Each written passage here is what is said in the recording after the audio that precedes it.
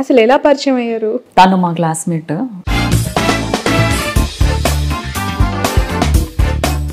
Politician అయ్యాక ఇంకా ఎంతో బిజీగా మారిపోయి ఉంటుంది మీ మాటల్లో. చిన్న పాప ఉంది, సో వాళ్ళని కొంచెం మిస్ అవుతుంటాం. వాళ్ళు సడన్గా లేచి మమ్మీ కావాలని ఏడవడం. మీ విషయంలో ఇంత రిలీజియన్ మ్యారేజ్ మీ ఎలక్షన్ టైంలో దాన్ని చాలామంది హిట్ చేశారు, దాన్ని బాగా ఎక్కువగా చేసి చూపించారని అనుకుంటున్నారా? అంటే అసలు నన్ను అన్ని రకాలుగా అన్నారు. అంటే ఇక్కడ అమ్మాయి కూడా కాదు, ఆంధ్ర ఆమె ఇన్నా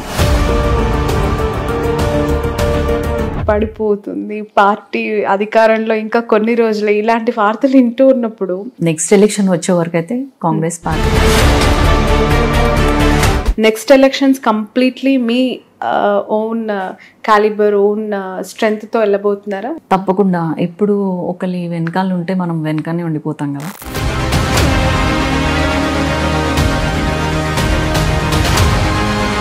బీఆర్ఎస్ టికెట్ ఇచ్చి మిమ్మల్ని అనౌన్స్ చేసి ఆల్మోస్ట్ ఓకే అయిన తర్వాత విత్ ఇన్ 1 అవర్లో రాష్ట్ర రాజకీయాల్లో మీరు అప్పుడే పెను సంచలనం అయిపోయారు. ఎందుకు అంత సడన్ డెసిషన్ తీసుకొని రావాల్సి వచ్చింది? మీటింగ్స్ పెడదామన్నా అందరు రాకపోవడము, ఇవన్నీ మాకు చాలా డిసప్పాయింటింగ్గా ఉండేది.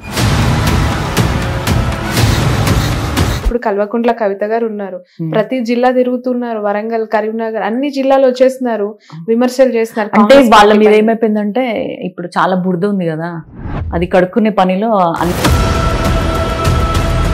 హాయ్, హలో, నమస్తే, welcome to cube TV network. నేను మీ శ్రావణి.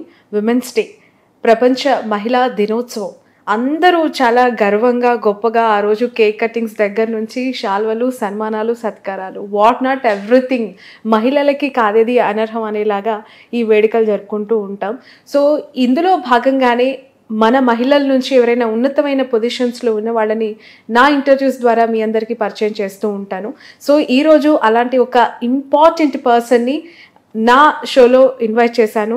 కాకతీయులు ఏలిన గడ్డ, రాణి రుద్రమ్మ పోరాటం చేసిన అడ్డ, తండ్రి వారసత్వంని పునికి పుచ్చుకున్న బిడ్డ మరెవరో కాదు, వరంగల్ గడ్డ నుంచి మనందరికీ తెలుసు కడియం కావ్య. మొదటిసారి ఎన్నికల బరిలోకి దిగి పవర్ఫుల్ ఉమెన్ పొలిటీషియన్గా తను ఈరోజు మనకి తెలుగు పాలిటిక్స్లో కనిపిస్తున్నారు. ఎస్పెషల్లీ ఎంపీగా ఫస్ట్ టైం అయినప్పటికీ కూడా ఎలాంటి కాంట్రవర్సీ లేకుండా స్మూత్గా తన వర్క్స్ అన్ని చేసుకుంటూ వెళ్తూ ఉన్నారు. మరి ఇంకెందుకు ఆలస్యం, మాట్లాడదాం. నమస్తే అండి. హలో, నమస్తే అండి. కంగ్రాచులేషన్స్. ఫస్ట్ ఆఫ్ ఆల్ చాలా లేట్గా మీకు కంగ్రాట్స్ ఎందుకు చెప్తున్నానంటే, ఫస్ట్ టైం ఎంపీగా మీరు పోటీ చేయగానే గెలిచారు. అది నిజంగా హార్డ్ వర్క్ అంటారా, మీ ఫాదర్ యొక్క చరిష్మానా, లేదంటే హార్డ్ వర్క్ అంటారా, అంటే లక్ కలిసి వచ్చిందంటారా, ఏం చెప్తారు? ఫస్ట్ ఆఫ్ ఆల్ అందరికీ కూడా అంతర్జాతీయ మహిళా దినోత్సవ శుభాకాంక్షలు. లక్ అనేది కొద్ది పాత్ర ఉంటుంది తప్ప హార్డ్ వర్క్, మన పైన ఉన్న క్రెడిబిలిటీ, తర్వాత చాలా అంశాలు కలిసి వచ్చాయి నాకు. లక్కీగా కూడా మొదటిసారే గెలిచాను, ఎంపీగా ఢిల్లీ వరకు వెళ్ళాను, పార్లమెంట్లో అడుగుపెట్టాను. చాలా సంతోషంగా ఉంది. కాంగ్రెస్ ప్రభుత్వం రావడము, తర్వాత మా నాన్నగారికి 30 ఏళ్ళ రాజకీయ అనుభవం ఉంది. వరంగల్ జిల్లాకి సంబంధించి 14 ఏళ్ళు మంత్రిగా చేశారు. తర్వాత ఎమ్మెల్యే, ఎమ్మెల్సీ, ఎంపీ, ఇట్లా వివిధ హోదాల్లో పనిచేసిన అనుభవం తోటి కూడా చాలామందితో వ్యక్తిగత పరిచయాలు ఉండడం వల్ల కూడా నాకు చాలా హెల్ప్ఫుల్ అయింది. చాలామంది పొలిటికల్గా ఎంట్రీ అవ్వాలి అంటే ముందు నుంచి కూడా తండ్రి ఎక్కడికి వెళ్తే అక్కడికి వెళ్తూ ఉంటారు. తండ్రి అడుగుజాడల్లో వాళ్ళు ఏం మాట్లాడుతున్నారో చాలా క్షుణ్ణంగా వింటూ ఉంటారు. వాళ్ళు కూడా అలా మాట్లాడాలనుకుంటారు. బట్ హఠాత్తుగా కడియం కావ్య తెరపైకి వచ్చేసారు. Basically she a doctor. అది విన్నప్పుడు చాలా షాకింగ్గా అనిపించింది. కామన్గా మనం వింటూ ఉంటాం, డాక్టర్ అయిపోయి యాక్టర్ అయ్యా, యాక్టర్ అయిపోయి డాక్టర్ అయ్యా అంటుంటారు. బట్ మీరు డాక్టర్ అయ్యి పొలిటీషియన్ అయ్యారు. How come? ఈ జర్నీ ఏంటి? ఎలా మీరు చూస్ చేసుకుందేనా, అనివార్యంగా మీ ఫాదర్ కోరిక మేరకు వచ్చారు? మా ఫాదర్ కోరిక అనేది ఏం లేదు. ఎందుకంటే ముందు నుంచి కూడా తను మమ్మల్ని రాజకీయాలకు దూరంగానే పెంచారు. ఆల్మోస్ట్ నేను అందుకే డాక్టర్ చదవడము, తర్వాత తనని చూస్తూ అయితే పెరిగాము. మా ఇంట్లో ఎప్పుడు రాజకీయ వాతావరణం ఉండేది కాబట్టి ఆల్మోస్ట్ నాకు ఊహ తెలిసినప్పటి నుంచి డాడీ రాజకీయాల్లో, నేను 7th ఉన్నప్పుడు ఫస్ట్ టైం మినిస్టర్ అయినారు. సో అప్పటి నుంచి అదంతా చూస్తూ వచ్చాను. ప్లస్ మనలో కూడా ఓకే ఇట్లా చేస్తే బాగుంటుంది, రాజకీయాలకు వస్తే బాగుంటుంది, ఎంతోమందికి మనము హెల్ప్ చేయగలిగిన వాళ్ళం అయితే, ఏదైనా ఇబ్బందులు ఉన్నా కూడా వాళ్ళకి హెల్ప్ చేయొచ్చు, వాటిని సాల్వ్ చేయొచ్చు అన్న ఉద్దేశంతో రాజకీయాల్లో అయితే బాగుంటుంది. డాక్టర్గా కూడా నేను గవర్నమెంట్ డాక్టర్గానే చేశాను. 6 years సర్వీస్ చేసినాక డాక్టర్గా చేసిన దానికంటే కూడా ఒక ఏమంటారు ఒక ఎమ్మెల్యేగానో ఎంపీగానో చేసేది కొద్ది లక్షల్లో చేయొచ్చు మనము అన్న ఉద్దేశంతో ఇటు వచ్చాను. మామూలుగా డాక్టర్ కూడా సివిల్ సర్వెంట్ డాక్టర్స్ చెప్పే మాట ప్రజాసేవ చేయటానికే ఈ ప్రొఫెషన్ ఎన్నుకున్నాము అని చెప్తూ ఉంటారు. బట్ డాక్టర్గా ప్రజాసేవ చేస్తూనే మళ్ళీ ఇంకొక ప్రజాసేవ పాలిటీషియన్గా, అక్కడ ప్రజాసేవే ఇక్కడ ప్రజాసేవే కదా, డిఫరెన్స్ ఏంటి? జస్ట్ ఒక పదవి మాత్రమే అంటే ఏమంటారు? ఒకటి ఏంటి అంటే మనము శాంపుల్ సైజ్. ఇప్పుడు ప్రజాసేవ ఒక డాక్టర్గా అంటే నేను కొన్ని వేల మందికి చేయగలను. ప్రతిదీ కూడా అనుభవం మనకి పాఠాలు నేర్పుతుంది అన్నట్టు. నేను ఒక ప్రాజెక్ట్ ఒక మెన్స్ట్రువల్ హైజీన్ మీద తీసుకున్నాను. ఫర్ ఎగ్జాంపుల్ చెప్తున్నాను, అది నేను ఆల్మోస్ట్ ఒక 10,000 గర్ల్స్ని రీచ్ అయ్యాను. గవర్నమెంట్ స్కూల్ పిల్లలకి, మారుమూల గ్రామాల్లో ఉన్న అమ్మాయిలకి కానీ మహిళలకు కానీ మెన్స్ట్రువల్ హైజీన్ మీద అవేర్నెస్, ఫ్రీ శానిటరీ నాప్కిన్స్ ఇవ్వడం జరిగింది. అదే టైంలో మా నాన్నగారు డిప్యూటీ సీఎంను ఎడ్యుకేషన్ మినిస్టర్ ఉండడం వల్ల తాను దీన్ని ఒక గవర్నమెంట్ పాలసీగా తీసుకొచ్చినారు. నేను ఒక ఇండివిజువల్గా 10,000 మందికి, ఒక డాక్టర్గా 10,000 మందికి మాత్రమే రీచ్ అయినా. కానీ తను ఒక మంత్రిగా ఆల్మోస్ట్ దీని ఒక గవర్నమెంట్ పాలసీగా తీసుకొచ్చినప్పుడు అప్పుడు దాదాపు 8 lakhs గర్ల్ చైల్డ్కి, అంటే అది ఇంటర్ కావచ్చు, డిగ్రీ కావచ్చు, స్కూల్లో కావచ్చు, గవర్నమెంట్లో ఉన్న వాళ్ళందరికీ కూడా ఒక 1 year వరకు free sanitary napkins, health and hygiene kits రూపంలో ఇచ్చారు. సో అది లైవ్ ఎగ్జాంపుల్ అన్నట్టు. ఏంటంటే నేనైతే డాక్టర్గా కొన్ని వేల మందికి చేయొచ్చు, బట్ ఒక పొజిషన్లో ఉన్నప్పుడు కొన్ని లక్షల మందిని రీచ్ అవ్వచ్చు అన్న ఉద్దేశంతో రావడం జరిగింది. ఇక్కడ అక్కడ 2 ప్రజాసేవ అనే పదం ఉంటుందిలే, కానీ మనం ఎంతమంది చేస్తున్నాం అన్నది సర్వీస్ ఎక్కువగా ఉంటుంది. ఇందులో అయితే ఎక్కువ మందికి చేయొచ్చు అన్నట్టు వచ్చాను. Okay. So father up and downs, పొలిటికల్గా ఉండే ప్రెషర్ అన్నీ చూస్తూ పెరిగానన్నారు కాబట్టి అదే ఫ్యామిలీ అండ్ కళ్ళ ముందు కనిపించే సిచ్యువేషన్స్ ఇవన్నీ ఇప్పుడు కూడా అమ్మో ఆ లైఫ్ ఎందుకు ఇబ్బంది పడతానేమో, దట్టు మేల్ డామినేషన్ ఫీల్డ్ ఇది. ఎక్కువగా పాలిటిక్స్ అంటేనే ఎక్కువగా జెంట్స్ ఉంటారు, వాళ్ళే రాణిస్తారు అనే పేరు ఎక్కువగా ఉంటుంది, ఆడవాళ్ళని తొక్కేస్తారు అనేది. ఎంత ఫాదర్ ఉన్నప్పటికీ కూడా ఎక్కడైనా డౌట్ వచ్చిందా ఎంటర్ అయ్యేటప్పుడు? నా ఎంట్రీ ఏంటంటే చెప్పాను కదా, ఇప్పుడు మా నాన్నగారికి ఆల్మోస్ట్ 30 years ఎక్స్పీరియన్స్ ఉండడం వల్ల ప్రతి ఒక్కరు పర్సనల్గా తెలుసు. ఇప్పుడు కాంగ్రెస్లో ఉన్న ఎమ్మెల్యేలు కూడా చాలామంది డాడీకి సహచరులుగా ఉన్న వాళ్ళు ఉన్నారు, ఎమ్మెల్యేలు ప్రస్తుతం.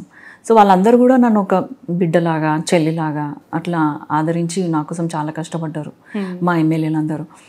ఓన్లీ పాలిటిక్స్లోనే మేల్ డామినేషన్ ఉంటుందని కాదు, అన్ని అంటే మన దేశంలోనే కాదు, ఇంకా మిగతా దేశాల్లో కూడా అది ఉంది కాబట్టే కదా అంతర్జాతీయ మహిళా దినోత్సవం చేసుకుంటున్నాం. ఆ ఒక్కరోజైనా మహిళల రైట్స్ ఏంది, వాళ్ళకు రావాల్సిన హక్కులు ఏంటి, బాధ్యతలు ఏంటి అనేది డిస్కషన్ కోసమే కదా చేసుకుంటుంది. సో అన్ని చోట్ల ఉంది. ఇంకా మనము ఇప్పటికైతే నాకు అలాంటి ఏమంటే ఇబ్బందులు ఏమి ఎదురవ్వలేదు. ఇంకా ఈ మేల్ డామినేషన్ అనేది మనం చూస్తూనే పెరిగాము, చుట్టుపక్కల సమాజంలో చూస్తూనే ఉన్నాము. సో ఇక్కడ కొత్త ఏం కాదు మనకి, జస్ట్ మనం ఎట్లా హ్యాండిల్ చేస్తాం అనేది ఇంపార్టెంట్. ఓకే. మామూలుగా ఫాదర్ ఉన్నప్పటికీ కూడా అవకాశం వచ్చింది, పోటీ చేస్తున్నారన్నప్పటికీ కూడా గెలుపుపై అప్పుడు మీ మైండ్ సెట్ ఎట్లా ఉండేది? ఎలా ప్రిపేర్ అయ్యారు మీరు? అసలు గెలుస్తానని అనుకున్నారా ఆ టైంలో? గెలుస్తామని అనుకున్నాము, కానీ మెజారిటీ అయితే 1.5 అలా 1 అంతే ఎక్స్పెక్ట్ చేసినాం, కానీ 2.2 lakhs వచ్చింది మెజారిటీ. అంటే అదంతా కడియం స్టీయర్ అంటే నిజాయితీగా పనిచేస్తాడు, ఉన్నది ఉన్నట్టు మాట్లాడతాడు, లేదా వరంగల్ గురించి పూర్తి అవగాహన ఉంది, ఎలాంటి అభివృద్ధి పని చేస్తే ఇక్కడ బాగుంటుంది అన్న ఆలోచన ఉంది అన్న ఎక్కువ మా నాన్నగారికి ఉన్న పేరు, ప్లస్ మా కార్యకర్తలు కష్టపడినారు, ఎమ్మెల్యేలు కష్టపడినారు. రేవంత్ రెడ్డి గారు కూడా సీఎంగా ఉండి కూడా 3 సార్లు 4 సార్లు వచ్చి నా కోసం ప్రచారం చేసిండు. ఇవన్నీ కూడా అప్పుడు 6 గ్యారంటీల మీద మేనిఫెస్టోలో అప్పుడే 6 months అయింది. సో ఇవన్నీ కూడా హెల్ప్ చేసినాయి నేను గెలవడానికి. ప్రతి ఒక్కరికి కూడా నేను ఎప్పుడు రుణపడి ఉంటాను. ఎవరైనా వచ్చి ఏదైనా పని అవ్వగానే థ్యాంక్స్ చెప్తే, మీరు నన్ను గెలిపించుకుందే మీకు పని చేయడానికి కాబట్టి థ్యాంక్స్ చెప్పొద్దు అని చెప్తుంటాను. ఓకే. మీరు డాక్టర్గా సేవలు చేసిన వ్యక్తి, పాలిటీషియన్గా ప్రజాసేవ చేస్తున్న వ్యక్తి, గవర్నమెంట్ హాస్పిటల్స్ యొక్క పనితీరు పైన మీరు ఏం గుర్తించారు?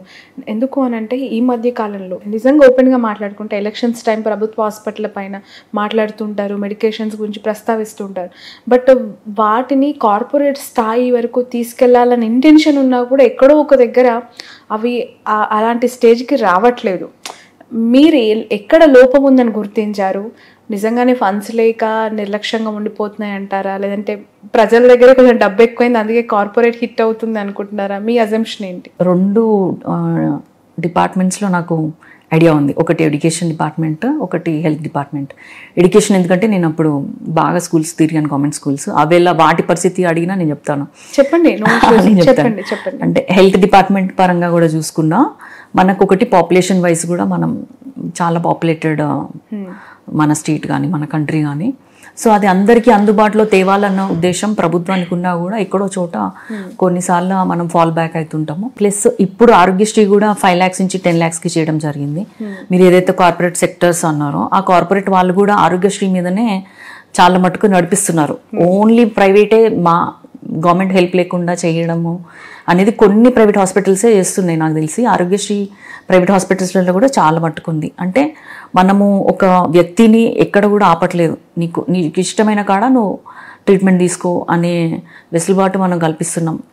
ప్రతి చోట ఒక మనిషి పేదవాడు అవ్వాలంటే 2 విషయాలలో ఉంటుంది. ఒకటి ఆరోగ్యం చెడిపోయినప్పుడు చాలా అప్పుల పాలవుతుంటారు, చదువుకునేటప్పుడు, తర్వాత ఇంకొకటి పెళ్లి టైంలో. ఈ 3 దగ్గర వాళ్ళు ఆర్థికంగా ఇబ్బందులు పడుతుంటారు. ప్లస్ ఒక్కోసారి ఈ వచ్చే డిసీజెస్ కూడా కొన్ని మామూలుగా ఉండొచ్చు, కొన్ని చాలా సివియర్గా ఉండొచ్చు, దానికి చాలా ఎక్స్పెన్సివ్ ఉండొచ్చు, చాలా లక్షల్లో ఖర్చు ఉంటుంది. సో అవి పేద ప్రజలు దాన్ని రీచ్ అవ్వలేనప్పుడు గవర్నమెంట్ డెఫినెట్గా వాళ్ళకి ఆరోగ్యశ్రీ ద్వారా కల్పిస్తుంది. తర్వాత సీఎం రిలీఫ్ ఫండ్ అని ఉంది, తర్వాత ఎల్ఓసి, ఇట్లాంటి అనేక రూపాలుగా గవర్నమెంట్ హెల్ప్ చేస్తూనే ఉంది. ఇన్ఫ్రాస్ట్రక్చర్ అంటే హాస్పిటల్స్లలో ఇంకా చాలా చేయాల్సిన అవసరం అయితే ఉంది. ఇప్పుడు వరంగల్లో అయితే స్టేట్ ఆఫ్ ఆర్ట్ బిల్డింగ్ లెక్క 24 story బిల్డింగ్ ఒకటి కన్స్ట్రక్షన్లో ఉంది.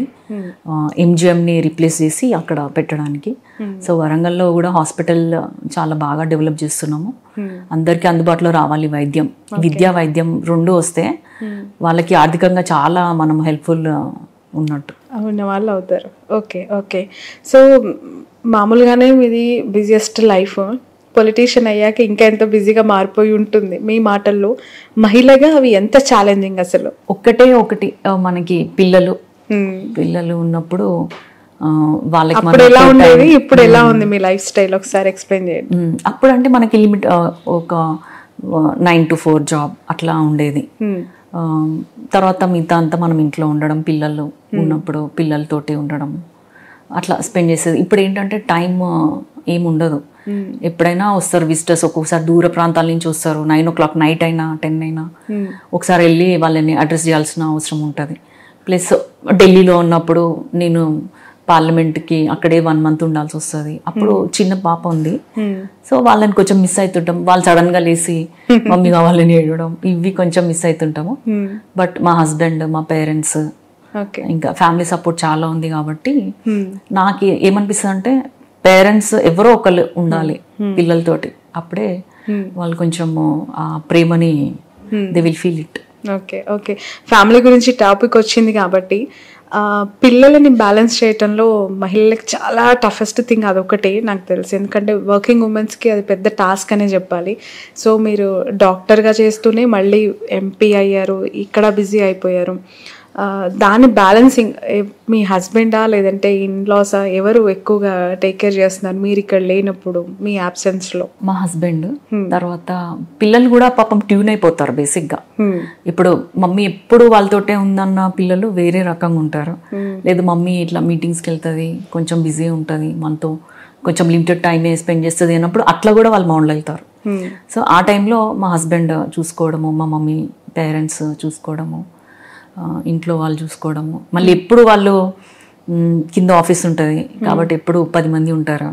సో అట్లా సందడిగా ఉండడం వల్ల కూడా వాళ్ళంతా అలవాటైపోయినారు. పెళ్ళి అనేసరికి ఇంటర్ కాస్ట్ మ్యారేజెస్ మేము చూసాం. మీ విషయంలో ఇంటర్ రిలీజియన్ మ్యారేజ్ మీ ఎలక్షన్ టైంలో దాన్ని చాలామంది హిట్ చేశారు, దాన్ని బాగా ఎక్కువగా చేసి చూపించారని అనుకుంటున్నారా? ఏమి ఛాలెంజెస్, రిస్క్లు ఏమి అవ్వలేదా ఇంతకాలం తర్వాత మొదటిసారి అది తెరపైకి రావడం, అదే ఒక న్యూస్ ట్యాగ్ లైన్ అవ్వడం, ఎలా చూసారు దాన్ని? పెళ్ళి అప్పుడు మా ఫాదర్ తోటి చెప్పినప్పుడు ఫస్ట్ అన్న మాటే అది, సొసైటీ మిమ్మల్ని they will always question you, they will try to.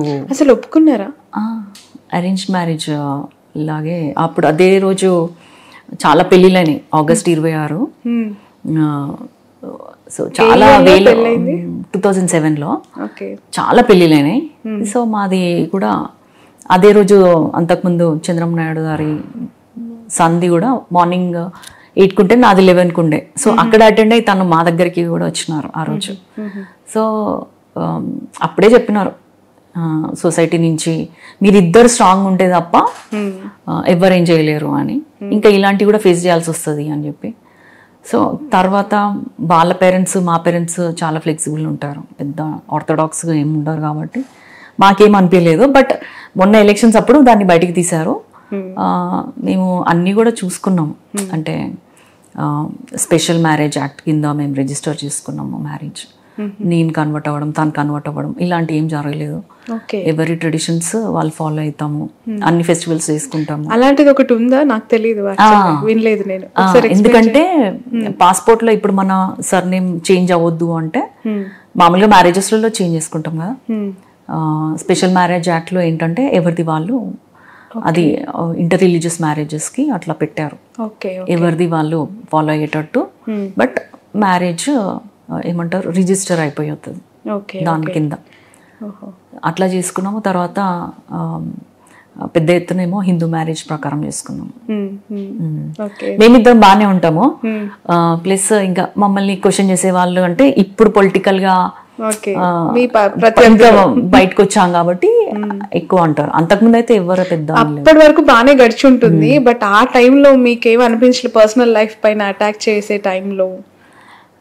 ఏమో ఏదో ఒక కాన్ఫిడెన్స్, అంటే అసలు నన్ను అన్ని రకాలుగా అన్నారు. అంటే ఇక్కడ అమ్మాయి కూడా కాదు, ఆంధ్ర ఆమె ఈమె, తర్వాత హిందూ కాదు, ముస్లిం, ఎస్సీ కాదు, ఇట్లా ప్రతి దాంట్లో దాడి చేశారు కదా.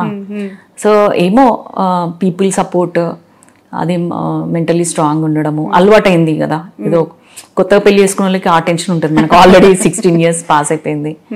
సో ఏం ఇష్యూస్ రాలేదా 16 years లో?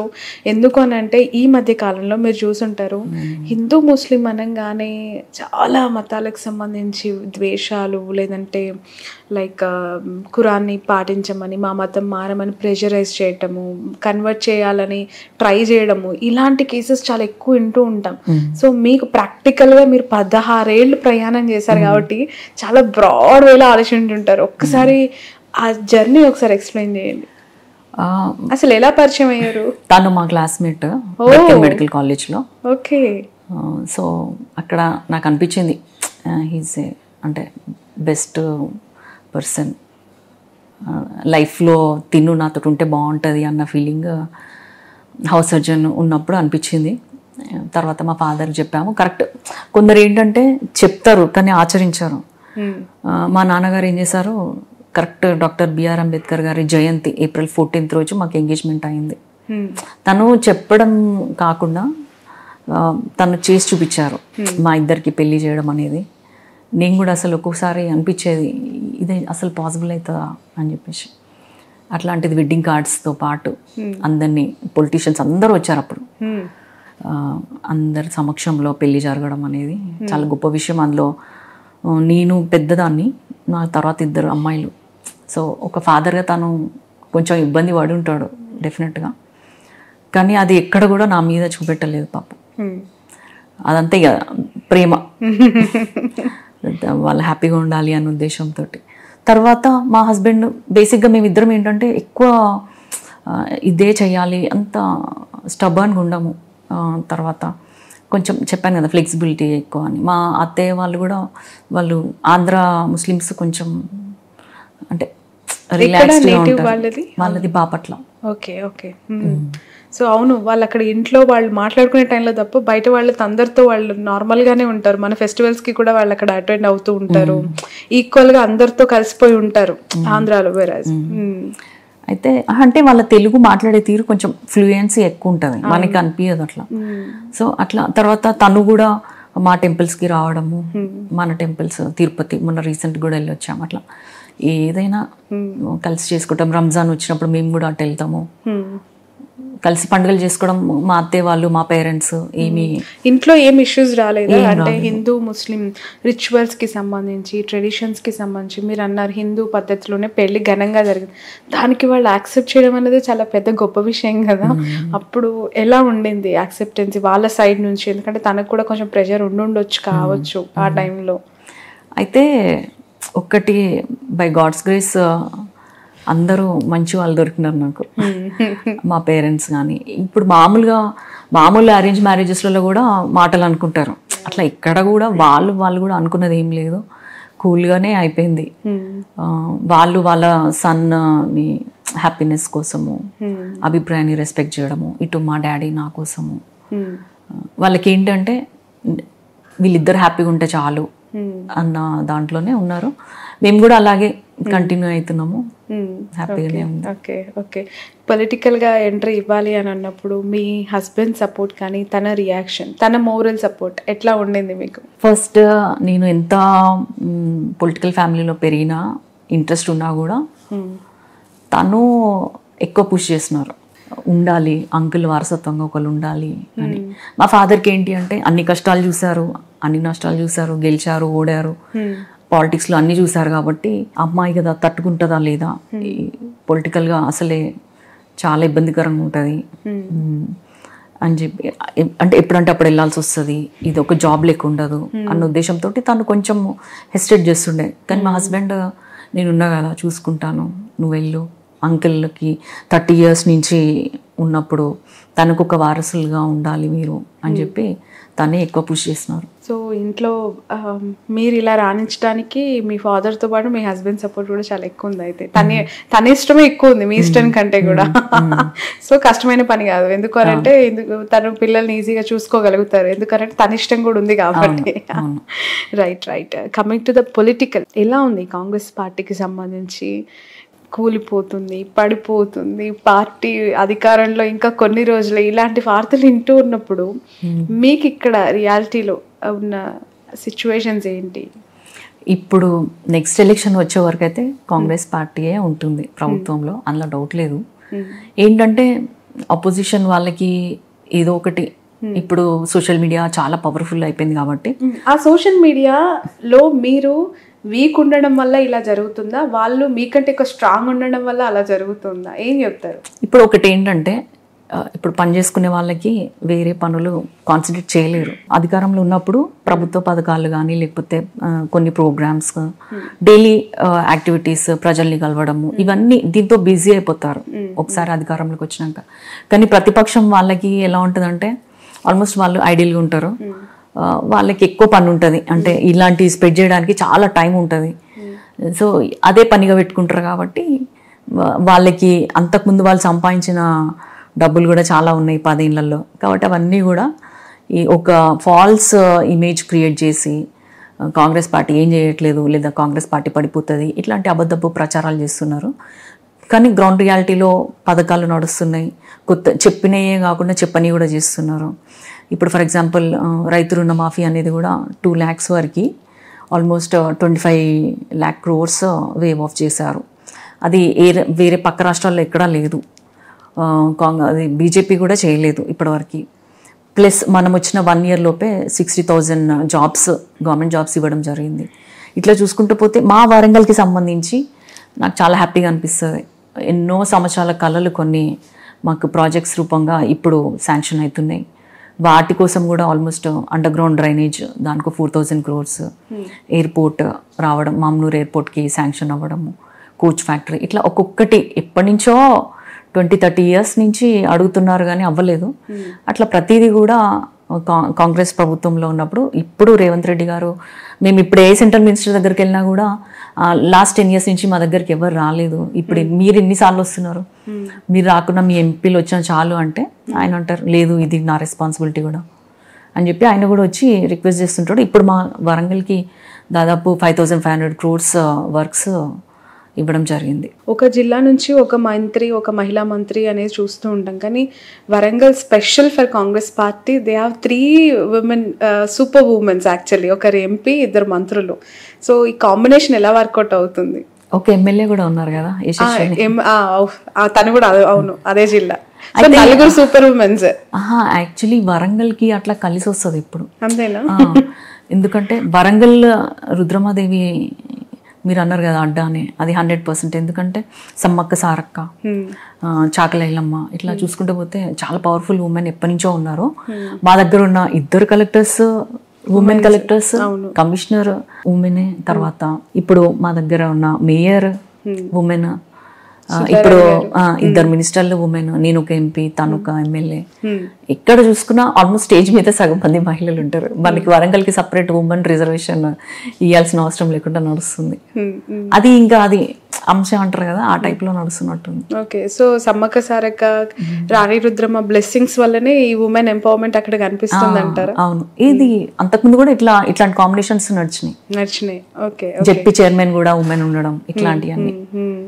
మామూలుగా ఒక సీనియర్ మంత్రి, మినిస్టర్ ఉన్నప్పుడు కొత్తగా ఎన్నిక, ఇప్పుడు మీరును యశస్వి ఫస్ట్ టైం పోటీ చేసి గెలిచిన వాళ్ళు, యాజ్ ఎమ్మెల్యే తను, యాజ్ ఎంపీ మీరు. వాళ్ళతో వర్కింగ్ ఎక్స్పీరియన్స్, అటు తను మీ ఫాదర్తో వర్క్ చేసే టీడీపీ నుంచే వచ్చారు సీతక్క గారు, కొండా సురేఖ గారు అంటే వేరే పార్టీ, ఆఫ్ కోర్స్ బీఆర్ఎస్ నుంచి అట్లా ట్రావెల్ అయ్యి వచ్చినప్పుడు ఎట్లా ఉంది working experience, coordination, especially egoistic లేదంటే మేం గొప్ప అంటే మేం గొప్ప అని క్యాడర్ రైవల్లీ ఒకవైపు కొన్ని జిల్లాలో కనిపిస్తూ ఉంటుంది. సో వరంగల్లో ఆధిపత్యం ఏం లేదా ఇంతమంది మధ్యలో? ఏం లేదు, ఎందుకంటే మేము బిగినర్స్ కాబట్టి బిగినర్స్ లెక్కనే ఉంటాము, జూనియర్స్ లెక్కనే ఉంటాము. కొండా సురేఖ గారిని ఆంటీ అని పిలుచుకుంటాము. అంటే లైక్ ఒక మంచి ఎన్విరాన్మెంటే ఉంది. సీతక్క అని పిలుస్తాము. తను కూడా మాకేమైనా తెలియకపోతే చెప్తారు, ఆంటీ కూడా చెప్తారు. ప్లస్ ఈ అమ్మాయి అయితే ఇంకా మేమిద్దరము అక్క చెల్లెల లెక్కనే ఉంటాము. బాగానే ఉంది. ఆ రైవలరీ కానీ అట్లాంటివి ఏం లేవు, స్మూత్గానే నడుస్తుందా? బట్ కొండా సురేఖకు సంబంధించి, సీతక్కకు సంబంధించి అసలు జిల్లాలో పడట్లేదు, భయంకరంగా గొడవలు ఉన్నాయి, ఆధిపత్యం ఉంది అని వార్తలు వస్తూ ఉంటాయి. అక్కడ లోకల్గా అసలు ఏం జరుగుతుంది? అట్లాంటిది ఏం లేదు యాక్చువల్లీ. మా దగ్గర ఆ టాక్ లేదు. కానీ ఇది చెప్పినా కదా, కొన్ని సోషల్ మీడియా క్రియేషన్స్ అని చెప్పేసి, అంతే తప్ప ఏం లేదు. రైట్. ఎలక్షన్స్లలో మీరు ఇచ్చిన సూపర్ 6 కావచ్చు, హామీలు కావచ్చు, అవి ఎన్నికైన తర్వాత అమలు చేసే దాంట్లో చాలా నిర్లిప్తత, లేట్నెస్ అనేది కనిపిస్తుంది. చాలామందికి సంక్షేమ పథకాల విషయంలో రూరల్లో, గ్రామీణ ప్రాంతాలు, ట్రైబ్స్ లేదంటే ఎస్పెషల్లీ మారుమూల ప్రాంతాల్లో, రిమోట్ ఏరియాస్కి అందట్లేదు, ఇబ్బంది పడుతూ ఉన్న వాళ్ళు చాలా ఎక్కువ ఉన్నారు అని చెప్పి పదే బీజేపీ బీఆర్ఎస్ చెప్తూ ఉంది కదా. ఎందుకు అంటే కాంగ్రెస్ సమీక్ష చేయట్లేదా, అందుతున్నాయా లేదా అనే ఫీడ్బ్యాక్ కూడా తీసుకోవట్లేదా? మేము కంటిన్యూస్గా మానిటరింగ్ చేస్తున్నాము. ఎవరికైతే రావట్లేదు అని అలా టెక్నికల్ ఇష్యూస్ ఉన్న వాళ్ళు వచ్చి ఒకసారి మనల్ని అడుగుతారు కూడా పర్సనల్గా అట్లా. అయితే ఈ గ్యారంటీస్ అన్నీ కూడా ముందు వెనుక చేస్తున్నాము. చాలామంది తీసుకుంటున్నారు. ఏమవుతుందంటే ఇప్పుడు 10 మందిలో ఒక 7గురికి వస్తే ఆ 7గురు ముందొచ్చి నాకు వచ్చిందని చెప్పట్లేదు. ఎవరైతే రాలేదో వాళ్ళే ముందుకొచ్చి రావట్లేదు అని చెప్పుకోవడము, లేకపోతే ఈ అపోజిషన్ వాళ్ళు దాన్ని హైప్ క్రియేట్ చేయడము, దీనివల్ల ఒక ఫాల్స్ ప్రొపగండా నడుస్తుంది తప్ప. ప్లస్ ఒకటి ఏంటి అంటే మనకు ఆల్రెడీ కొంచెము 7 లక్షల కోట్ల అప్పు ఉండడము. సో అందరికీ ఒకటేసారి ఇవ్వకపోయినా దశల వారీగా ఇవ్వడము. ఆల్మోస్ట్ 6 ప్రామిసెస్లో 5 ఫుల్ఫిల్ చేస్తున్నాం మనము. కొత్తగా ఇప్పుడు ఇందిరమ్మ ఇల్లు అని ఇస్తున్నాము. తర్వాత కొత్త ration cards, last almost 10 years నుంచి ఒక రేషన్ కార్డు కూడా కొత్తది ఇవ్వలేదు. అట్లాంటిది ఇప్పుడు ఇవ్వడము, ఇందిరమ్మ ఇల్లు, తర్వాత రైతు భరోసా, ఇట్లా ఇందిరమ్మ ఆత్మీయ భరోసా, ఇట్లాంటి పేర్లతోటి కొత్త పథకాలు మనం కంటిన్యూ చేస్తున్నాం కదా. అయితే అదేంటంటే కొద్ది మందికి technical issues, correct card details లేకపోవడము, తర్వాత రేషన్ కార్డు లేకపోవడము, ఇట్లాంటివి ఏమైనా ఉన్న కాడ వాటిని సెట్ చేసుకొని నడిపిస్తున్నాము. కానీ ఇంతలోపు వీళ్ళు దాన్ని హైలైట్ చేసి అబద్ధాలు ప్రచారం చేస్తున్నారు. ఓకే. కడియం కావ్య తండ్రి చాటు బిడ్డనా, భర్త చాటు భార్యనా? కడియం కావ్య అంటే నేను నా ఇండివిజువాలిటీ నాకే ఉంటుంది. మా ఫాదర్ ఏదైనా అవసరం ఉంటే నేను అడుగుతాను, చెప్తారు. ఇంకా మారల్ సపోర్ట్గా అంటే మా హస్బెండ్ ఉంటారు. ఈ ఎలక్షన్స్లో కంప్లీట్లీ కడియం కావ్య అంటే తండ్రి చరిష్మా నుంచి ఆ లెగసీని మీరు కంటిన్యూ చేయాలి. నెక్స్ట్ ఎలక్షన్స్ కంప్లీట్లీ మీ ఓన్ క్యాలిబర్ ఓన్ స్ట్రెంగ్త్తో వెళ్ళాలని అనుకుంటున్నారు? తప్పకుండా. ఎప్పుడు ఒకరి వెనకాల ఉంటే మనం వెనకనే ఉండిపోతాం కదా. కాబట్టి నేను ప్రూవ్ చేసుకోవాలి ఫస్ట్. మనకి ఏదైనా వారసత్వమో లేకపోతే ఏదైనా ఫస్ట్ స్టెప్ వేయడానికే ఉంటుంది. నెక్స్ట్ స్టెప్స్ అన్నీ మన సొంతంగా వేసుకోవాల్సిందే. లేకపోతే అది ఏ ఇండస్ట్రీలో అయినా ఫెయిల్ అయిపోతాము. సో అందుకే ఫస్ట్ నేను స్పీచ్ ఇచ్చుకోవడము, పార్లమెంట్లో క్వశ్చన్స్ అడగడము, సెంట్రల్ మినిస్టర్స్ని కలవడం, ఇవన్నీ కూడా నా సొంతంగానే నేను చేస్తుంటాను. ఇవన్నీ చెయ్యాలి. లేకపోతే వచ్చింది పోయింది అన్నట్టు ఉండకూడదు కదా. అందులో దాదాపు 40 years తర్వాత వరంగల్లో ఒక మహిళ డాక్టర్ ఎంపీగా ఫస్ట్ డాక్టర్ కల్పనాదేవి, ఆమె చేతుల్లోనే నేను పుట్టినాను. వాళ్ళ హాస్పిటల్లో డెలివరీ మా మదర్కి అయింది. తర్వాత ఆమె 82లో అయింది. మళ్ళా ఇప్పుడు నేనయ్యాను డాక్టర్ ప్లస్ మహిళ. సో మహిళ కాబట్టి డెఫినెట్గా మనకి అన్ని ఇష్యూస్ తెలిసాయి, ఫీమేల్ ఇష్యూస్ అంతకుముందు ఫౌండేషన్ ద్వారా చేసినాయి. ఇవన్నీ కూడా ఎడ్యుకేషన్, హెల్త్ ఇవన్నీ చూసినప్పుడు ఇష్యూస్ ఏంటో మనకి తెలియని కూడా తెలుసుకుంటాను. కాబట్టి నన్ను నేను ప్రూవ్ చేసుకోవడానికే ట్రై చేస్తాను. ఓకే. యాక్చువల్గా మీరు పొలిటికల్ ఎంట్రీ ఇవ్వాలనుకున్నా ఫస్ట్ ఎమ్మెల్యే అవ్వాలనుకున్నారా, ఎంపీ అవ్వాలనుకున్నారా? అయితే మా ఫాదర్ ఎప్పుడు అంటారు అనమాట, ఎమ్మెల్యే కంటే నీకు ఎంపీ బాగుంటుంది. ఎందుకలా? ఎంపీ అంటే ఇంకా చాలా డీసెంట్గా ఢిల్లీ లెవెల్లో, నేషనల్ లెవెల్ పాలిటిక్స్ ఉంటాయి అని చెప్పేసి, ప్లస్ అక్కడ ఎక్స్పోజర్ వేరు ఉంటుంది. Different states, different issues, different cultures, మనము ఆ గ్రోత్ డిఫరెంట్ ఉంటుంది. ఎక్కడ పోయినా డాక్టర్, అందులో ఎంపీ, ఈ రెండు కూడా చాలా డీసెంట్గా ఉంటాయి అన్న ఉద్దేశంలో మా నాన్నగారు ఎప్పుడు అంటుంటారు. ఎంపీగా కూడా నాకు ఇది ఈజీ ఉంటుంది, ఎమ్మెల్యే అంటే చాలా ఇంకెక్కువ కష్టపడాలి. సో అంత కష్టం మీరు పడలేడనా? లేదంటే అంటే దీంట్లో కొంచెం ఎక్కువ చదువుకున్న వాళ్ళు ఎంపీగా, పార్లమెంట్ అంటే ఇంకా అతిపెద్ద సభ కదా భారతదేశంలో. సో అక్కడ ఇంత చదువుకున్న వాళ్ళు, నాలెడ్జ్ ఉన్న వాళ్ళు, నేర్చుకోవాలన్న తప్పనున్న వాళ్ళు వెళ్తే ఇంకా బాగుంటుంది. ఓకే. లోక్సభలో అడుగు పెట్టిన క్షణం, ఆ క్షణమే కాదు ప్రతి క్షణం ఫీల్ అవుతాను నేను ఒకసారి ఫీల్ అవుతారు, చాలా హ్యాపీగా ఫీల్ అవుతాను. నేను ఎక్కడి నుంచి ఎక్కడికి వచ్చాను అని ఎప్పుడు ఫీల్ అవుతాను. ఇప్పుడు ఆల్మోస్ట్ 3rd session స్టార్ట్ అయింది. ఇప్పుడు 10 days బ్రేక్ ఉండే. ఎప్పుడు వెళ్ళా కూడా చూసుకుంటాను, ఒకసారి పార్లమెంట్ బిల్డింగ్ చూస్తాను, అక్కడ స్టాచ్యూస్ ఉంటాయి, అందరినీ చూస్తుంటాను. చూసి చాలా హ్యాపీగా ఫీల్ అవుతుంటాను. వరంగల్ అందరు గుర్తొస్తుంటారు, వరంగల్ ప్రజలు కూడా. వాళ్ళు చేయబట్టే నేను ఏ మీటింగ్కి వెళ్ళినా అదే చెప్తాను, మీరు చేయబట్టే నేను పార్లమెంట్లో అడుగు పెట్టగలిగినా అని. బట్ ఇంత సాఫ్ట్గా, ఇంత స్మూత్గా, ఇంత చాలా స్లోగా మాట్లాడే మీరు ఇంత పవర్ఫుల్ పొలిటికల్ సిస్టంలోకి వచ్చి ఇంత స్మూత్గా డీల్ చేస్తే పాలిటిక్స్లో సెట్ అవుతారా ఫ్యూచర్లో? మనిషికి అన్ని రకాల ఫీలింగ్స్ ఉన్నట్టు, అది కోపం వచ్చినప్పుడు లేకపోతే చాలా స్ట్రాంగ్గా కౌంటర్ చేయాలన్నప్పుడు అవి వచ్చేస్తాయి. మన బేసిక్ నేచర్ అయితే ఇట్లనే ఉంటాం, కూల్గా. కోపం రాదా? చాలా తక్కువ వస్తుందా? ఏంటి కోపం వస్తే ఎలా ఉంటారు మీరు? అయితే ఒకటి ఏంటంటే కోపం కూడా అలా ఉండదు, ఒకసారి వచ్చి వెంటనే పడిపోతుంది. అంతేనా? ఒక మాట అనేసాక మళ్ళీ వెంటనే కూల్ అయిపోతాం, అంతే. దాన్ని క్యారీ ఫార్వర్డ్ చేయాలి. ఓకే. లోక్సభ విషయానికి వస్తే చాలా మంది మీలాంటి మహిళా ఎంపీలు చాలా మంది ఉంటారు కదా, వాళ్ళతో ర్యాపోస్ ఎట్లా ఉంటాయి? ఎవరు చాలా క్లోజ్ అయ్యారు ఇతర పార్టీలకి సంబంధించి? ఎవరితో ఎక్కువగా మాట్లాడుతుంటారు? అసలు నేను చెప్పొద్దు, నాకు ఏమనిపిస్తుంది అంటే నేను ఏదో మెడికల్ కాలేజ్కి వెళ్ళినా అక్కడ ఒక క్లాస్ రూమ్లో కూర్చున్న ఫీలింగ్లో ఉంటాను. ఇప్పుడు నేను ఆల్మోస్ట్ జస్ట్ 6 months అవుతుంది, బట్ నాకు ఆల్మోస్ట్ 2/3 MPs ఫ్రెండ్స్ అయిపోయినారు. అంటే అందరితోటి బాగా మాట్లాడుతుంటాను అనమాట, టాకెటివ్. వెళ్ళిపోయి పరిచయం చేసుకోవడము, తర్వాత ఏదో ఒక సందర్భంలో ఎదురు పడతానే ఉంటారు అక్కడ. సో వాళ్ళతో మాట్లాడడం, పరిచయాలు పెంచుకోవడం నడుస్తుంది. ఇంకా మహిళా ఎంపీలు అయితే ఇంకా ఫుల్ ఫ్రెండ్స్ అయిపోయారు. తమిళనాడు, తర్వాత వెస్ట్ బెంగాల్. వాళ్ళ వెస్ట్ బెంగాల్ అయితే అందరూ ఆల్మోస్ట్ చాలా మంది ఉన్నారు, 12-13 MPs ఉన్నారు మహిళలే. తర్వాత ఇటు పార్టీలకు అతీతంగానే అందరితోటి మాట్లాడతాను. నార్త్ ఈస్ట్ వాళ్ళు ఉంటారు, రకరకాలు. మామూలుగా సౌత్ నార్త్ డామినేషన్స్ అన్ని సెక్టార్లో ఉంటుందంటారు. లోక్సభలో ఏమన్నా చూసారా? మా పార్టీ ఇప్పుడు కాంగ్రెస్ పార్టీ చూసుకున్నట్టయితే అక్కడ ఉండే విప్ కానీ లేకపోతే సెక్రటరీస్ నెక్స్ట్ ఫ్లోర్ లీడర్స్ అందరూ కూడా సౌత్ వాళ్ళే ఉన్నారు. కేరళ తమిళనాడు వాళ్ళే ఉన్నారు. రాహుల్ గాంధీ గారి చుట్టూ వీళ్ళే ఉంటారు. సో అక్కడ మాకేం లేదు, బట్ ఎక్కడో ఒక చోట ఉంటది కావచ్చు నార్త్ సౌత్ డిఫరెన్స్. నాకేం అనిపించలేదు, కానీ వాళ్ళకి డిఫరెన్సియేషన్ రాదు. కేరళనా తమిళనాడు అంటారు, కాదు తెలంగాణ అని చెప్తుంటాను. ఓకే, సో ఎలా ఉంటది తెలంగాణ అని చెప్పినప్పుడు? కొంచెం ఇది బేబీ స్టేట్ కదా, వాళ్ళతో కంపేర్ చేసినప్పుడు ఏమైనా మాట్లాడతారా? అదే అయితే నేను అదే చెప్తుంటాను.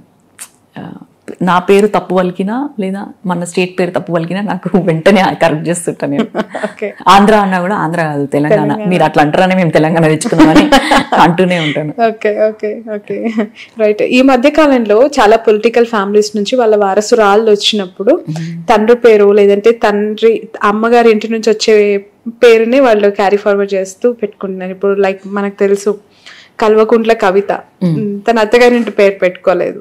వైఎస్ షర్మిల, తను కూడా అత్తగారింటి పేరు పెట్టుకోలేదు. సో అలానే కడియం కావ్య, మీరు ఇంతకు ముందే చెప్పారు మీ పెళ్లిలో కూడా మీరు అదే రిజిస్టర్ చేసుకున్నారు అని చెప్పి. వయసు అంటే చాలా స్ట్రాంగ్ బేసిస్ పొలిటికల్ గా ఫ్యూచర్ కోసం వేసుకోవడం కోసమేనా ఇది, లేదంటే ఏమైనా స్పెషల్ ఆస్పెక్ట్స్ ఉన్నాయి? యాక్చువల్లీ 2000లో నేను మెడిసిన్లో జాయిన్ అయ్యాను. సో అప్పటి నుంచి మన సర్టిఫికేట్స్ అన్నిట్లో అలా కడియం అని వచ్చేసింది. మేబీ వేరే వాళ్ళకి ఇప్పుడు ఫారిన్ వెళ్ళినా లేకపోతే ఇంకోటి ఇక్కడ కూడా వేరే ప్రొఫెషన్స్లో అయితే ఈ సర్టిఫికేట్స్ వాళ్ళంతా ప్రొలాంగ్డ్గా ఉండదు వాళ్ళది. ఇప్పుడు మాకు 10 years చదవాలి మెడిసిన్ పీజీ అంటే. సో అవన్నీ అలా కడియమని క్యారీ ఆన్ అయింది. దీనికోసం స్పెషల్గా పెట్టుకున్నది ఏం లేదు. మన ఎంబీబీఎస్ సర్టిఫికేట్ పీజీ సర్టిఫికేట్ అన్నిట్లపైన కూడా కడియమని వచ్చేసింది, ఎక్కడ కూడా మార్చుకోలేదు. రేవంత్ రెడ్డి గారిలో బాగా నచ్చే క్వాలిటీ ఏంటి? మీతో ఎలా ఉంటారు ఆయన? చాలా ప్రేమగా ఉంటారు. ఎప్పుడు వెళ్ళినా కూడా తల మీద చేసి బ్లెస్ చేస్తుంటారు. మంచిగా అన్నీ నేర్చుకో, తర్వాత మంచిగా మాట్లాడాలి, నువ్వు చేసిన పనులు చెప్పాలి అని చెప్పి. ఇప్పుడు మాకు కోచ్ ఫ్యాక్టరీ వచ్చింది, దానికి మేము ఇంకా సరైన పబ్లిసిటీ ఇచ్చుకోలేదు. అంటే మా వాళ్ళు వచ్చిందని చెప్పుకోవాలి, అందులో వెనుకబడినాము. సో ఇట్లా ఓపెన్ గా వెనుకబడ్డామని ఒప్పుకుంటున్నారు కదా, ఎక్కడ జరుగుతుందని గుర్తించారా? అట్లీస్ట్ అంటే ప్రతిదీ కూడా చెప్పుకోవాలి. మార్కెటింగ్ అది ఏమైపోతుందంటే ఇది కాకపోతే ఇంకో పని. ఇప్పుడు మాకు కొన్ని కొత్త ఇష్యూస్ వస్తుంటాయి, వాటిని సాల్వ్ చేసే దాంట్లో డేస్ అలా గడిచిపోతూ ఉంటాయి. మనకి ఇప్పుడు మళ్ళీ ఎలక్షన్ కోడ్ వచ్చింది. సో ఇట్లా కొన్ని సడన్ గా రావడంతో కూడా అది డిలే అవుతుంది. బట్ వచ్చింది, మన వల్ల అయితే వచ్చింది అన్న హ్యాపీనెస్ ఉంది. ఆయన చాలా రేవంత్ రెడ్డి గారు చాలా రిస్క్ తీసుకుంటారు. ఏదైనా కూడా ఖచ్చితంగా మాట్లాడేస్తారు, ఎవరికి భయపడరు. తర్వాత వరంగల్ మీద మాత్రం చాలా ప్రేమ చూపిస్తున్నారు. వరంగల్ని చాలా ముందుకు తీసుకెళ్తున్నందుకు కూడా ఇప్పుడు కూడా వరంగల్ ప్రజల తరఫున ఎప్పుడు అన్న థ్యాంక్స్ అని చెప్తూనే ఉంటాను. ఓకే ఓకే ఎవరైనా పొలిటికల్గా రాణించాలనుకున్నప్పుడు వాళ్ళ స్టెప్స్ చాలా ఫ్రీగా అండ్ బ్రాడర్ వేలో ఫ్యూచర్కి పునాది చాలా పటిష్టంగా వేసుకోవాలని అంటారు కదా. ఎంత తండ్రి ఇమేజ్ ఉన్న చరిష్మా ఉన్న ఎంత పొలిటికల్ ఫ్యామిలీ బ్యాక్గ్రౌండ్ అయినప్పటికీ కూడా ఎంట్రీ అనేది చాలా స్మూత్గా ఉండాలనుకుంటారు. బట్ మీ ఎంట్రీ విషయంలో బీఆర్ఎస్ టికెట్ ఇచ్చి మిమ్మల్ని అనౌన్స్ చేసి ఆల్మోస్ట్ ఓకే అయిన తర్వాత విత్ ఇన్ 1 hourలో రాష్ట్ర రాజకీయాల్లో మీరు అప్పుడే పెను సంచలనం అయిపోయారు. ఎందుకు అంత సడన్ డెసిషన్ తీసుకొని రావాల్సి వచ్చింది? అంటే గెలవలేను ఆ పార్టీలో ఉంటే అనా, లేదంటే కాంగ్రెస్ నుంచి ఖచ్చితంగా నేను ఎంపీగా కూర్చోబెడతామని భరోసా ఇవ్వటం వలన? ఫస్ట్ మేము పర్లేదు, గెలవకపోయినా పర్వాలేదు, మేము చేస్తాము బీఆర్ఎస్ అంటే వాళ్ళు అనౌన్స్ చేశారు అంటే మనం ఒప్పుకుంటేనే కదా. సో మేము కూడా అప్పుడు డిసైడ్ అయినాం మెంటలీ, ఇది ఎలాగో గెలిపైతే ఉండదు, జస్ట్ కడియం కావ్య అంటే ఎవరో తెలుస్తుంది అన్న ఉద్దేశంతో ఓకే అనుకున్నాం. కానీ అప్పుడు మా దగ్గర అందరూ ఓడిపోయినారు కదా, వాళ్ళు ఎవ్వరు కూడా సపోర్ట్ చేసే పరిస్థితిలో లేరు అనమాట. సపోర్ట్ చేయక మీటింగ్స్ పెడదామన్నా అందరు రాకపోవడము, ఇవన్నీ మాకు చాలా డిసప్పాయింటింగ్గా ఉండేది. మా ఫాదర్కి కూడా ఏంది ఇది అసలు, మనం సరే కనీసం సెకండ్ పొజిషన్ అనుకోం, సెకండ్ కూడా వచ్చేటట్లేదు, థర్డ్ పొజిషన్లోకి వెళ్ళేటట్టున్నాము, వీళ్ళు ఇంత కూడా సపోర్ట్ చేయట్లేదు అని. వాళ్ళు ఓడిపోయినారన్న బాధ ఒకటి, మా నాన్నగారు గెలిచారన్న బాధ ఒకటి, ప్లస్ మళ్ళీ అదే ఫ్యామిలీ నుంచి టికెట్ వచ్చిందన్న బాధ ఒకటి, ఇవన్నీ వాళ్ళలో ఉండిపోయింది అప్పుడు బీఆర్ఎస్ నాయకులకి.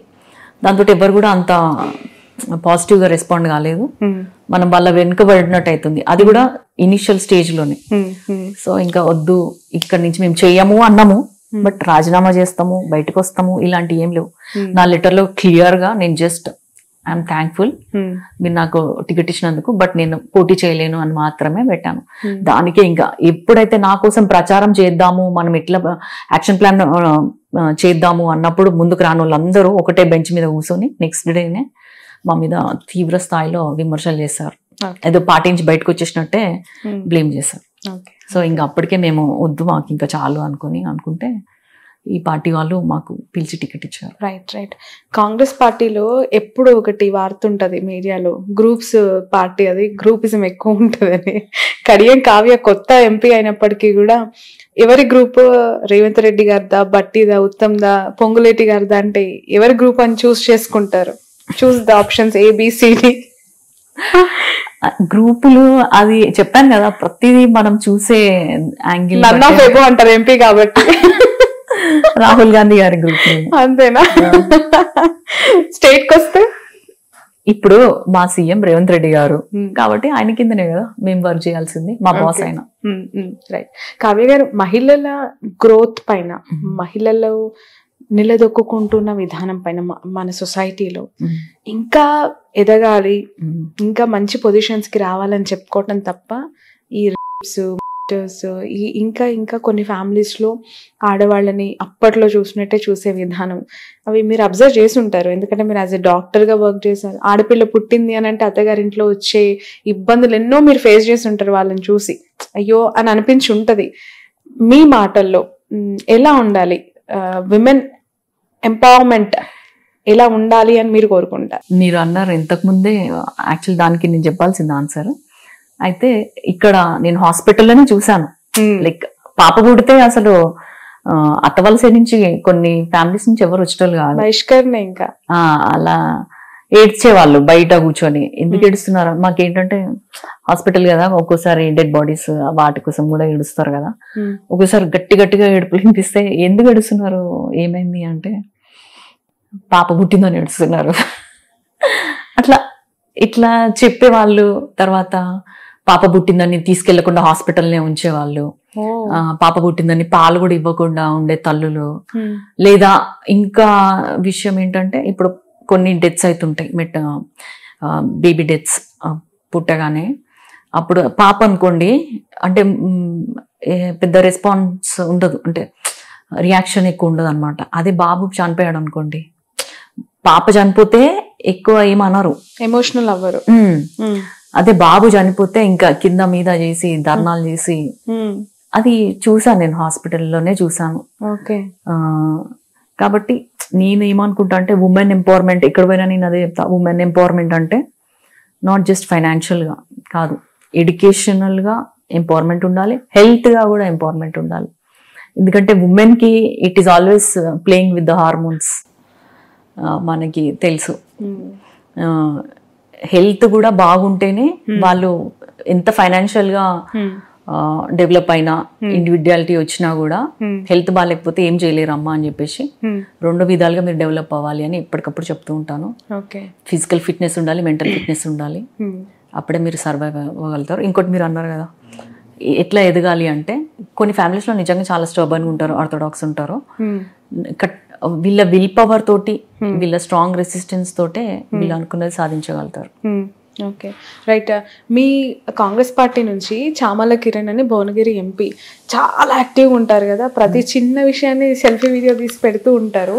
ఎందుకు మీరు అలా డిజిటల్లీ వైరల్ అవ్వట్లేదు, ప్రతి అంశం పైన స్పందించే సిచ్యువేషన్? అంటే ఐ మీన్ అంత యాక్టివ్గా ఉండలేకపోతున్నారా, లేదు ఎందుకు మన కాన్స్టిట్యున్సీకి సంబంధించింది కాదు అని చెప్పి లైట్ తీసుకుంటున్నారు?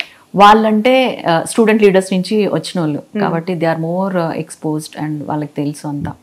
మేము ఇప్పుడిప్పుడే కాబట్టి భయం ఉంది, మాట్లాడితే ఎక్కడ ట్రోల్ అవుతానో సోషల్ మీడియా. లేదు, ఆల్రెడీ ట్రోల్ అవ్వాల్సింది ఎలక్షన్స్ అప్పుడు అయిపోయాను.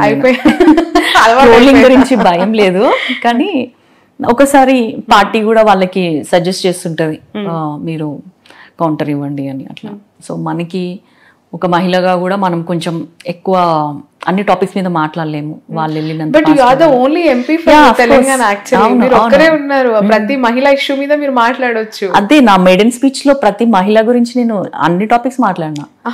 Even not telling about the Lok Sabha, ఇక్కడ తెలంగాణ స్టేట్ లో ఇప్పుడు కల్వకుంట్ల కవిత గారు ఉన్నారు, ప్రతి జిల్లా తిరుగుతున్నారు, వరంగల్, కరీంనగర్ అన్ని జిల్లాలు వచ్చేస్తున్నారు, విమర్శలు చేస్తున్నారు. అంటే వాళ్ళ మీద ఏమైపోయిందంటే ఇప్పుడు చాలా బురద ఉంది కదా, అది కడుక్కునే పనిలో అన్ని చోట్ల తిరుగుతుంది ఆమె, అంత తప్ప ఏం లేదు అక్కడ. ఏ టాపిక్ వచ్చినా అది వచ్చినాక మహిళా బిల్లు అన్నారు, అది ఆల్మోస్ట్ రాబోతుంది అనగానే స్టార్ట్ చేసింది, దాన్ని వదిలేసింది. ఇప్పుడు మళ్ళీ బీసీ అంటున్నారు, వాళ్ళు చెయ్యలేదు. ఇప్పుడు మళ్ళీ ఆల్రెడీ కాంగ్రెస్ పార్టీ చేస్తుంది, అన్ని కులగణన చేస్తుంది, అన్ని చేస్తున్నా కూడా మళ్ళీ నాకు బీసీ అని చెప్పి అది ఏదో ఒక టాపిక్ పట్టుకొని తిరగడం వాళ్ళకి బాగా అలవాటు. నిజంగా కులానికి సంబంధించి కడియం శ్రీహరి గారికి ఎప్పుడు ఏదో ఒక వార్త చక్కెర కొడుతూనే ఉంటది. ఈ ఇంటర్వ్యూలో నేను అడగాలనుకున్నాను, ఏంటి కుల పంచాయతీ ఏంటి? ఎవరైనా రాజకీయాలలో ప్రత్యర్థులపైన విమర్శలు చేస్తే ఈయన కులానికి సంబంధించి నేను కాదురా మొర్రో అని ఎంత చెప్పినా కూడా మళ్ళీ తిప్పి తిప్పి అక్కడికి తీసుకొస్తున్నాయి. ఎందుకు ఎలక్షన్స్ అప్పుడే తెర మీదకి వస్తుంది? అదే నాకు నవ్వు వస్తుంది మీరు అడుగుతుంటేనే. ఎందుకంటే లైక్ ఏంటి, మా డాడీకి ఇప్పుడు 72, ఇప్పుడు కూడా నేను ఈ క్యాస్ట్ అని చెప్పుకోనే పరిస్థితి ఏంటి అసలు? అది ఇలాంటి ప్రాబ్లం ఉంటే ఫస్ట్ తను ఎప్పుడైతే 40 years, తనకి 40 years ఉన్నప్పుడు కంటెస్ట్ చేసినప్పుడే తను డిస్క్వాలిఫై అయ్యేవాళ్ళు. అప్పుడు ఎప్పుడు ఎవ్వరు కూడా ప్రూవ్ చేయలేరు అది. అంటే లైక్ హీస్ ఎస్సీలో ఒక sub caste, Madiga sub caste Bindla అని. సో అది ఏమైందంటే దాని పాపులేషన్ చాలా తక్కువ, దాంతో ఇట్లాంటివన్నీ లేనిపోని అన్ని మాట్లాడడము. అది ఇంకా అంటే ఒకటి, ఇప్పుడు మనకి ఒక మనిషిని ఫైనాన్షియల్ గా లేకపోతే కరప్టెడ్ లేకపోతే ఇంకోటి దందాలు చేస్తున్నాడు, మోసాలు చేస్తున్నాడు, ఇవేమి రావు. ఇంకా ఆ పర్సన్ కి సంబంధించిన పర్సనల్ థింగ్స్ మీద అటాక్ చేస్తున్నారంటే మిగతా ఏం బ్యాడ్ థింగ్స్ లేవనే కదా. అందుకే క్యాస్ట్, రిలీజియన్, నన్ను కూడా అట్లనే అన్నారు. సో ఈ 72 years నాకు నవ్వు వస్తుంది ఇప్పటికీ. 72 years కి కూడా నేను ఇంకా ఎస్సీని అని ప్రూవ్ చేసుకుంటా ఉండడమే సరిపోతుంది. దాని విషయంలో మీరు మంచి స్టెప్ తీసుకున్నారు యాక్చువల్గా. ఏకంగా రిజిస్టర్ స్పెషల్ మ్యారేజ్ యాక్ట్ కింద చేసుకున్నారు. సో ఇకపై నాకు తెలిసి అదే ఫస్ట్ అండ్ లాస్ట్ అవ్వాలని కోరుకుంటున్నాను. అండ్ స్టేషన్ గన్పూర్కి ఈ ఉప ఎన్నికలు ఏంటి అసలు వస్తున్నాయి, మళ్ళీ రాబోతున్నాయి, ఖచ్చితంగా శ్రీహరిని ఓడగొట్టడమే మా టార్గెట్ అని బీఆర్ఎస్ శపథం చేస్తుంది. ఇక కేసీఆర్ గారు కూడా అన్నారు రాజయ్య గారు మీరు గెలుస్తారు అని చెప్పి మొన్న. ఏంటి వస్తున్నాయా? అసలు అంత వేడిలో ఎంపీ ఎలక్షన్స్ అప్పుడు నేను అప్పుడే ఇటు వచ్చేసాను కదా, అప్పుడే చాలా ఓడించాలని ట్రై చేశారు.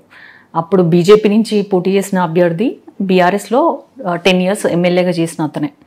సో అతనితోటి అండర్ గ్రౌండ్ వర్కప్ చేసుకున్నారు. అప్పుడు కూడా కడియం కావ్య ఇక్కడ మమ్మల్ని ఇంత డ్యామేజ్ చేసింది, ఎట్లయినా ఎంపీ అవ్వద్దు అని మస్తు కష్టపడ్డారు, అప్పుడే చేయలేకపోయినారు. ఇప్పుడు ఉప ఎన్నికలు అంటే అది కోర్టు పరిధిలో ఉంది కాబట్టి మనం ఏం చెప్పలేము. ఒకవేళ వచ్చినా కూడా తప్పకుండా కడియం శ్రీహరి గారే గెలుస్తారు. ఆయన ప్రత్యక్ష రాజకీయాల్లో లేక, అంటే ప్రత్యక్షంగా పోటీలో లేక 15 ఏళ్ళు అయింది. అయినా కూడా ఆఫ్టర్ 15 years అంటే 3 terms తర్వాత ఎమ్మెల్యే టికెట్ ఇచ్చినా కూడా ఇంత ఎదురుగాలిలో కూడా గెలిచినారు కదా. అది కేవలము తన క్రెడిబిలిటీ వల్లనే గెలిచారు. ఒకవేళ ఉప ఎన్నిక వచ్చినా కూడా మళ్ళీ డాడీ గెలుస్తారు. Okay okay. సో మొత్తానికి finally what is your message to Telangana people, especially Warangal and parliament ఎంపీగా మీరిచ్చే అరుదైన అద్భుతమైన సందేశం మహిళలను ఉద్దేశించి? ఉమెన్ ఎప్పుడు కూడా లోగా ఫీల్ అవ్వద్దు. డెఫినెట్గా సక్సెస్ అనేది హార్డ్ వర్క్ తోటే వస్తుంది. మనల్ని మనం నమ్ముకోవాలి. యూత్కైనా ఉమెన్కైనా ఇదే చెప్తాను. ఫైనాన్షియల్గా ఇండిపెండెంట్ అయ్యే విధంగా తయారవ్వాలి ఫస్ట్. అప్పుడే వాళ్ళకి ఆ కాన్ఫిడెన్స్ పెరుగుతుంది. తర్వాత నన్ను ఎంపీగా గెలిపించుకున్నందుకు ఉమెన్కి కూడా తప్పకుండా, వరంగల్ ప్రజలకి ముఖ్యంగా అక్కడ ఉన్న మహిళలందరికీ తప్పకుండా నేను ఏదో ఒక విధంగా ఒక డాక్టర్గా సేవలు అందిస్తాను. తర్వాత వరంగల్ అంటే నాకు చాలా ఇష్టము. నా ఈ సోషల్ మీడియా హ్యాండిల్స్లో అదే ఉంటుంది కవర్ పేజ్, మా కాకతీయ తోరణము. సో అట్లా వరంగల్ని నేను ఉన్నప్పుడు ఏమేం చేయాలి అనేది అన్ని విధాలుగా ఆలోచించి డెవలప్ చేస్తాను. ఖచ్చితంగా వాళ్ళు మంచి నిర్ణయం తీసుకున్నారు నన్ను గెలిపించి అనే ఆలోచన వాళ్ళకు వస్తుంది. తర్వాత అందరు కూడా హ్యాపీగా ఉండాలని కోరుకుంటున్నాను. అందరు కూడా ధైర్యంగా ఉండాలి. మహిళలు ఎక్కడ కూడా, అమ్మాయిలు ముఖ్యంగా సోషల్ మీడియా ట్రాప్లో పడవద్దు, సేఫ్గా ఉండాలి. ఎందుకంటే అంతకుముందు రౌడీలు, రోమియోలు లేదా ఈవ్ టీజర్స్ అందరు రోడ్ల మీద ఉండేటోళ్ళు, ఇప్పుడు అంతా సోషల్ మీడియాలో ఉన్నారు. నిజంగా బాగా చెప్పారు ఇదైతే. కాబట్టి అమ్మాయిలు చాలా జాగ్రత్తగా ఉండాలి. పేరెంట్స్ మనకి అవకాశం ఇచ్చారు, నువ్వు ప్రూవ్ చేసుకో అని చెప్పి అమ్మాయిలకి. కాబట్టి అమ్మాయిలు రేపు పొద్దున వాళ్ళ పేరెంట్స్ని చూసుకునే పరిస్థితిలో ఉండాలి, వాళ్ళని వాళ్ళు చూసుకోవాలి. షార్ట్ కట్స్ అనేది ఉండదు అని నేను చెప్తాను. ఈ మధ్య కాలంలో అంటే మీరు పొలిటికల్ ఎంట్రీ ఇచ్చి ఈ జర్నీలో 1 yearలో, నెక్స్ట్ మంత్ అయితే 1 year నాకు తెలిసి ఏప్రిల్ వస్తే కదా. సో ఒక బ్యాడ్ ఇన్సిడెంట్ ఏదైనా ఉందా, ఇబ్బంది పడి బాధపడి? ఏం లేవు అసలు. అదే చెప్తున్నా, బై గాడ్స్ గ్రేస్ అట్లాంటివి ఏం లేవు. ఓకే. మనమంతా క్రీమీ లేయర్లో ఉన్నాము. సో అంత బ్యాడ్ ఇన్సిడెంట్స్ మనకు జరగవు బేసిక్గా. అంత ధైర్యం ఎవరు చేయరు. మీరు యశస్విని, పర్ణిక, మీరు అంతా కూడా పొలిటికల్ ఫ్యామిలీ, చరిష్మాస్ నుంచి వచ్చిన వాళ్ళు. ఫస్ట్ టైం పోటీ చేశారు, గెలిచేశారు. బట్ వేరే వాళ్ళకి కొన్ని ఇయర్స్ నుంచి వాళ్ళు పొలిటికల్గా ఎదగాలని కాంగ్రెస్ పార్టీలోనే 10ల సంఖ్యలో ఉన్నారు. ఇప్పటికీ కూడా కనీసం టికెట్ రాదు, వచ్చినా కూడా గెలవలేని పరిస్థితి. సో అలాంటి వాళ్ళకి, పొలిటికల్గా ఎదగాలనే వాళ్ళకి ఏమైనా అడ్వైజెస్ ఉన్నాయా? మా డాడీయే నాకు ఎప్పుడు ఒక అడ్వైజ్ ఇచ్చేవాళ్ళు. లక్కీగా నాకు అదృష్టం కలిసి వచ్చి నేను ఎంపీ అయినా. కానీ నాకు ఎప్పుడు అంటే నేను వస్తాను పాలిటిక్స్కి, నాకు ఇంట్రెస్ట్ ఉంది అన్నప్పుడు వల్ల కూడా 40 years పాలిటిక్స్లో ఉండి జస్ట్ వార్డ్ మెంబర్ అవ్వని వాళ్ళు కూడా ఉంటారు. అది ఆడవాళ్ళే కాదు, మగవాళ్ళకి కూడా అంతే పాలిటిక్స్లో. లేదా సడన్గా వచ్చి ఒక పొజిషన్కి వెళ్ళే వాళ్ళు కూడా ఉంటారు. సో పాలిటిక్స్ అనేది ఎప్పుడు కూడా ప్రిడిక్ట్ చేయలేము. కాబట్టి ఓన్లీ పాలిటిక్స్ అని ప్రొఫెషన్గా పెట్టుకోకూడదు. ఎప్పుడు మనకి అంటూ ఒక వేరే అదర్ ప్రొఫెషన్ ఉంటూ పాలిటిక్స్లో ట్రై చేసుకోవాలి తప్ప ఇదే పెట్టుకొని పోవాలంటే మాత్రం చాలా కష్టం. మొత్తంగా ఎంపీ అయ్యాక డాక్టర్గా అది కొంచెం పాస్ పెట్టారా, లేదంటే ఫుల్ స్టాప్ పెట్టారా, కామా పెట్టేశారా? లేదు, యాక్చువల్లీ నేను హెల్త్ కమిటీ మెంబర్ని కూడా, పార్లమెంట్ స్టాండింగ్ కమిటీలో.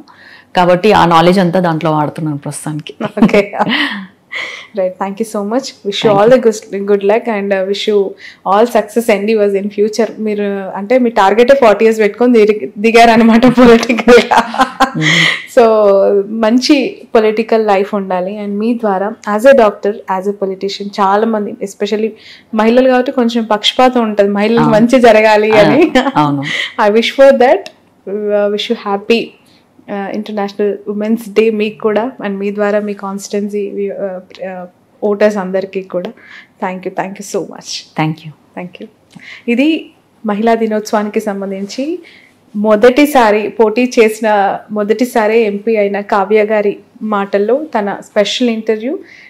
చాలామంది మహిళలు రాణించాలనుకుంటారు, ఎదగాలనుకుంటారు. కొంతమందికి కొన్ని టైంలో కలిసి వస్తాయి, కొంతమందికి కొంత టైం పడుతుంది, కానీ ఖచ్చితంగా సక్సెస్ అనేది వస్తుంది అనేది తన ఇంటెన్షన్. సో అలా తనకి తాను ఒక మంచి బేస్ వేసుకొని పొలిటికల్ లైఫ్లో తను ఎదుగుతూ ఉన్నారు కావ్య గారు. That's all.